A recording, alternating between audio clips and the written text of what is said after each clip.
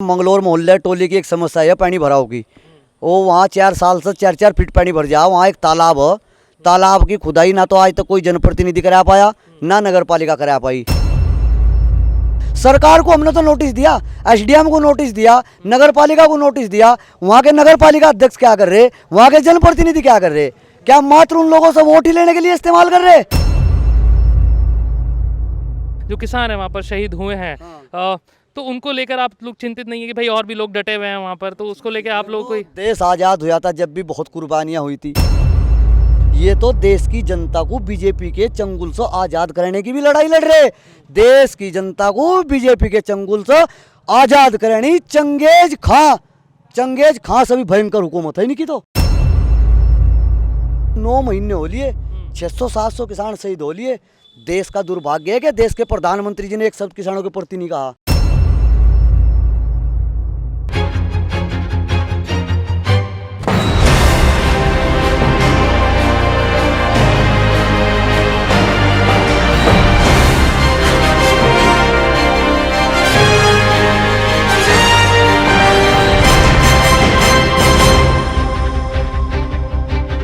नमस्कार, आप देख रहे हैं द न्यूज़ वाला नेटवर्क और मैं हूं आपके साथ हेमंत। इस समय हम लोग प्रशासनिक भवन में हैं और प्रशासनिक भवन में भारतीय किसान यूनियन की तरफ से एक प्रेस कॉन्फ्रेंस रखी गई है। उठापटक चली रही है सरकार और किसानों के बीच, लेकिन कोई कंक्लूजन अभी तक निकलकर सामने नहीं आया है। ना ही किसान मान रहे हैं, ना ही सरकार मान रही है। तो आज प्रेस कॉन्फ्रेंस के बारे में जानेंगे कि भाई किस विषय में रखी गई है और क्या उत्तराखंड को लेकर रणनीति है। दवाई का हमेशा जिक्र करते हैं, बंगाल में दी थी, यहाँ पर ही देंगे। बहुत बहुत सबसे पहले स्वागत आपका। विजय शास्त्री जी मौजूद हैं जो कि जिलाध्यक्ष हैं भारतीय किसान यूनियन के, और तमाम पदाधिकारी हमारे साथ मौजूद हैं। सर, पहले तो प्रेस कॉन्फ्रेंस का एक कारण आप बताइए कि भाई क्यों रखी गई, क्योंकि आंदोलन आपका चल रहा है। आज जो ये प्रेस कॉन्फ्रेंस रखी गई, इसमें हमारे 2 मुद्दे हैं। एक तो 5 सितंबर को हमारी मुजफ्फरनगर ऐतिहासिक महापंचायत होगी संयुक्त किसान मोर्चा की। दूसरा, मंगलोर मोहल्ले टोली की एक समस्या है पानी भराव की। वो वहाँ 4 साल से 4-4 फीट पानी भर जाओ। वहाँ एक तालाब है, तालाब की खुदाई ना तो आज तक कोई जनप्रतिनिधि करा पाया, ना नगर पालिका करा पाई। मोहल्ले के में बेचारे दिहाड़ी मजदूरी करने वाले मंगलोर के लोग हों, वे जब बरसात हो जाए तो 3-3 4-4 दिन तक, 8-8 दिन तक उस सड़क का पानी नहीं निकलता। 2-2 फीट मैंने खुद वहाँ जाकर मायना कराया, मौका मायना कराया। 2-2 3-3 फीट पानी वहाँ हो जा। आप अंदाज़ा लगा सकते हो कि जो लोग दिहाड़ी मजदूरी करके अपने परिवार का भरण पोषण करते हो, शाम को जिनके घर में आटा भी सुबह शाम तक दिहाड़ी मजदूरी करके आता हो, और वो 8 दिन अगर अपने घर में बंद रह जाएंगे तो उनका परिवार की क्या हालत होगी।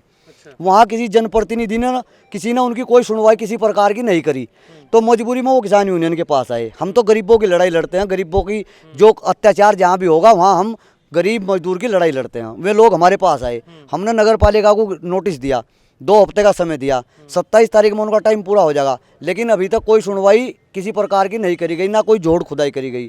तो 28 तारीख में वहाँ के लोग, मोहल्ले के लोग धरना प्रदर्शन शुरू करेंगे और भारतीय किसान यूनियन का पूर्ण समर्थन उन लोगों की साथ रहा। अच्छा, ऐसा क्या हो गया, क्योंकि आपका आंदोलन भी बहुत चरम पर है, अभी 9-10 महीने से आप लोग लगे हैं भाई, आंदोलन चल रहा है। ऐसा क्या हो गया कि मंगलोर की समस्या आपको अचानक से दिखनी शुरू हो गई? चुनाव को देखते हुए आप भी चुनाव में आ सकते हैं, आप लोग भी भारतीय किसान यूनियन? ना, भारतीय किसान यूनियन तो देखो अराजनीतिक संगठन है। हम तो अराजनीतिक है, चुनाव से हमारा कोई मतलब नहीं। जहाँ अत्याचार होगा, जहाँ किसी की सुनवाई नहीं होगी, वहाँ भारतीय किसान यूनियन काम करेगी। हमारे पास तो जहाँ जहाँ किसी पर अत्याचार होता हो, सरकार को हमने तो नोटिस दिया, एसडीएम को नोटिस दिया, नगर पालिका को नोटिस दिया। वहाँ के नगर पालिका अध्यक्ष क्या कर रहे, वहाँ के जनप्रतिनिधि क्या कर रहे? क्या मात्र उन लोगों से वोट ही लेने के लिए इस्तेमाल कर रहे? ये काम तो नगर पालिका का था, ये काम तो वहाँ के जनप्रतिनिधियों का था जो हमें करना पड़ रहा है। तो दुर्भाग्य है मंगलोर वासियों का। तो वोट भी मंगलोर वासी ध्यानपूर्वक करके दे। हम चुनाव नहीं लड़ते ना, हमारा चुनाव से कोई मतलब है। अच्छा, एक चीज़ और मैं पूछना चाहूँगा, जो जनप्रतिनिधि का आप जिक्र कर रहे हैं, जो सत्ता में है अभी वहाँ पर, जो आप लोगों ने उनसे बातचीत की कि भाई ये सॉल्यूशन होना चाहिए, या उसके बाद उन्होंने नहीं सुना तब आप कह रहे हैं? हम वहाँ की जनता 4 साल से पीड़ित हुआ, वो मोहल्ले वाले 4 साल से पीड़ित हो, वे सबके पास गए, लेकिन किसी ने उनकी समस्या का कोई समाधान नहीं करा।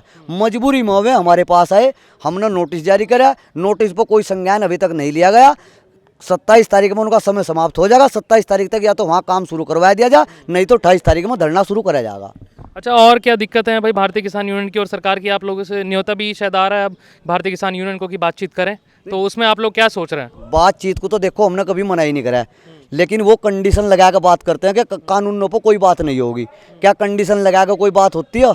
तो कंडीशन जब तक नहीं हटाई जाएगी, बिना कंडीशन के हम बात करेंगे। हमारी तो बात ही क्या करनी है, हमारे तो जो कानून सरकार ने बनाए, जो कानून सरकार किसान हित में बता रही, और किसान उन्हें नहीं मान रहा, किसान को उनसे परेशानी, तो इन्हें वापस ले लेने चाहिए। अच्छा, लोग ये भी कह रहे हैं कि भाई भारतीय किसान यूनियन के पदाधिकारी सब लोग दवाई लेके घूम रहे हैं, जहाँ चुनाव होते हैं वहीं दे देते हैं, तो जहाँ चुनाव नहीं है वहाँ क्यों नहीं दे रहे हैं आप लोग दवाई? वहाँ भी दे रहे हैं हम, यहाँ आंदोलन नहीं चल रहा। लगातार 3 महीने से हैदराबाद हमारा आंदोलन चल रहा है। बड़ी बड़ी पंचायत हमारी उत्तराखंड में हो रही, और उत्तराखंड की जनता जानेगी, उत्तराखंड की जनता स्वयं सुपड़ा साफ करेगी बीजेपी सरकार का उत्तराखंड से।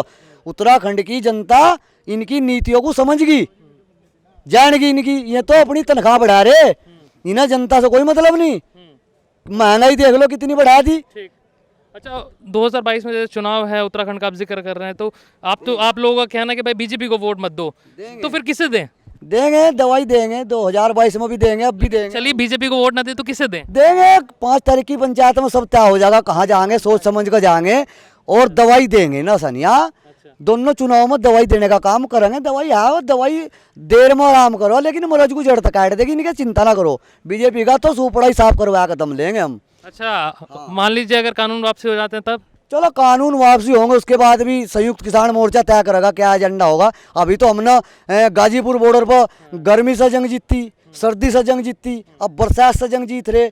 देश का हमने अपने 800-900 किसान शहीद कर लिए। वही उसी को पूछ रहा था कि भाई आपके जो किसान हैं वहाँ पर शहीद हुए हैं, तो उनको लेकर आप लोग चिंतित नहीं है कि भाई और भी लोग डटे हुए हैं वहाँ पर, तो उसको लेकर आप लोग कोई? देश आज़ाद हुआ था जब भी बहुत कुर्बानियाँ हुई थी। ये तो कानूनों की तो लड़ाई है ही, मैं आप लोगों को बताऊं, ये तो देश की जनता को बीजेपी के चंगुल से आज़ाद कराने की भी लड़ाई लड़ रहे। देश की जनता को बीजेपी के चंगुल से आज़ाद करानी। चंगेज खां से भी भयंकर हुकूमत है इनकी तो। इन्होंने तो जनता को कैद कर दी, किसानों की जमीन पर निगाह टिकी हुई नहीं। अब जा प्राइवेटकरण किसानों की जमीन का भी कर देंगे। मैं बताऊं, 9 महीने हो लिए, 600-700 किसान शहीद हो लिए। देश का दुर्भाग्य है कि देश के प्रधानमंत्री जी ने एक शब्द किसानों के प्रति नहीं कहा।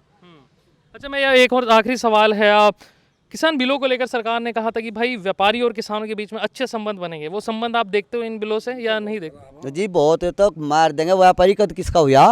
व्यापारी देश की जनता का थोड़ा हुआ। व्यापारी तो अनाज को तिजोरी में बंद कर देगा, और तिजोरी में बंद करके ये अनाज फिर पैकेटों में होगा जो आप लोग खा रहे। किसान, इसमें मजदूर भी मारा जाएगा, क्योंकि मजदूर कहाँ से लाओगा? मजदूर को इतना महंगा अनाज कर देंगे वो खरीद नहीं पाएगा। किसान के अनाज खेत में से लेकर पैकेटों में किलो में देंगे। ये तो उद्योगपति, हाँ, इन्हें भंडारण की अनुमति दे दी, ये तो खरीद कर 5-5 साल भंडारण कर देंगे, रोक देंगे, उस पर कोई कानून नहीं बनाया। चलिए, बहुत बहुत शुक्रिया हमें समय देने के लिए। हमारे साथ मौजूद थे भारतीय किसान यूनियन के जो पदाधिकारी हैं, जिला अध्यक्ष हैं विजय शास्त्री जी, और कार्यकर्ता। साफ तौर पर कहना है कि भाई महापंचायत होगी, और मंगलौर में भी नजरें हैं, जो लोग वहाँ पे पानी की निकासी से परेशान हैं, उनके लिए भी भारतीय किसान यूनियन अब आवाज़ उठाएगी। साफ तौर पर कहना है कि भाई 2022 में जो चुनाव है उत्तराखंड का, दवाई यहाँ पर भी दी जाएगी जो बंगाल में थी, और वो दवाई कौन सी है वो राजनेता ही समझे, और जितने भी राजनीतिक लोग हैं वो दवाई को वही लोग अच्छे समझ सकते हैं। लेकिन देखने वाली ये बात होगी भाई, जिन कानूनों का जिक्र कर रहे हैं, कानूनों के साफ तौर पर कहना है कि भाई व्यापारियों और किसानों के बीच जो संबंध की बात सरकार द्वारा की जा रही है वो नहीं बन पाएगी। साफ तौर पर कहना है कि भाई व्यापारी कभी किसी का नहीं हुआ, जैसा जिला अध्यक्ष ने कहा। आप क्या सोचते हैं इस बारे में? प्लीज़ हमें कमेंट बॉक्स में ज़रूर आप बताएं। कमेंट बॉक्स में आपकी राय बहुत ज़रूरी हो जाती है। अगर ये वीडियो फेसबुक पेज पर देख रहे हैं, प्लीज़ फॉलो कीजिए हमारे पेज को, शेयर कीजिए इस वीडियो को, और यूट्यूब चैनल पर देख रहे हैं तो चैनल को प्लीज़ सब्सक्राइब कीजिए। कैमरे पर है हमारे साथ ही शिवम। बने रहिए द न्यूज़ वाला नेटवर्क के साथ। बहुत बहुत शुक्रिया आप सभी लोगों का।